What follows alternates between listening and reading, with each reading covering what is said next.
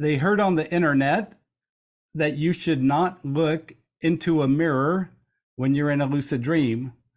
And Aline goes on to ask, is this true? And why is that the case? So, so this is an interesting question. Should you or should you not look into a mirror in a lucid dream? And is there anything good, bad, or indifferent about looking in a mirror in a lucid dream? So I've probably had 10 lucid dreams in which I've looked into a mirror, and because of that, I've because of that, I know that looking into a mirror is an interesting experience in and of itself.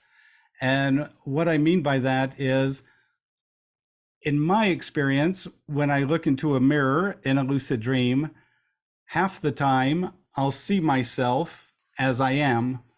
I'll see myself as I look.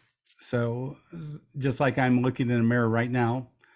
However, the other half of the time when I look into a mirror, I won't see this face and this body. Instead, I'll see something else. I might see a woman looking back at me. I might see a man from the 12th century looking back at me, who's, from an entirely different culture and race and all that. And so I've realized that looking into a mirror is quite interesting.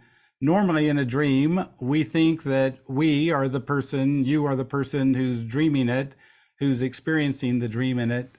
But when you look into a mirror, you might question that in a lucid dream, because in my experience, at least, about half the time, I don't see myself, Robert Waggoner.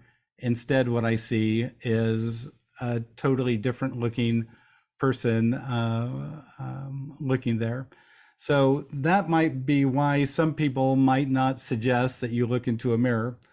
Now the other thing about mirrors is that in lucid dreaming, people have used mirrors as portals to travel.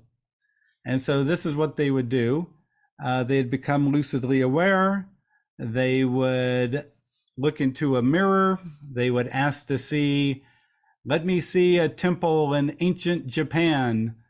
And as soon as they saw what they wanted to see in the mirror, like a temple in ancient Japan or whatever it was, a beach in Hawaii, whatever, then they would jump into the mirror, and oftentimes they would find themselves suddenly in that dream space of the ancient temple in Japan or the beach in Hawaii or whatever.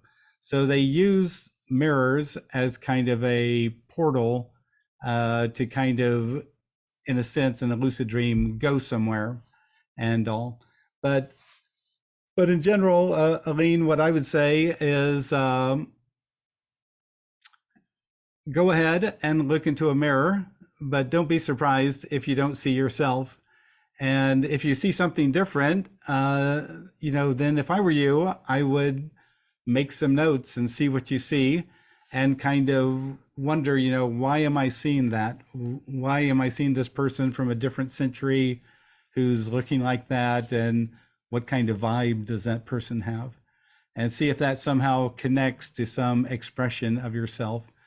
Because oftentimes the dream in some ways is already a kind of mirror, because the dream is oftentimes reflecting back to us our projected mental energy.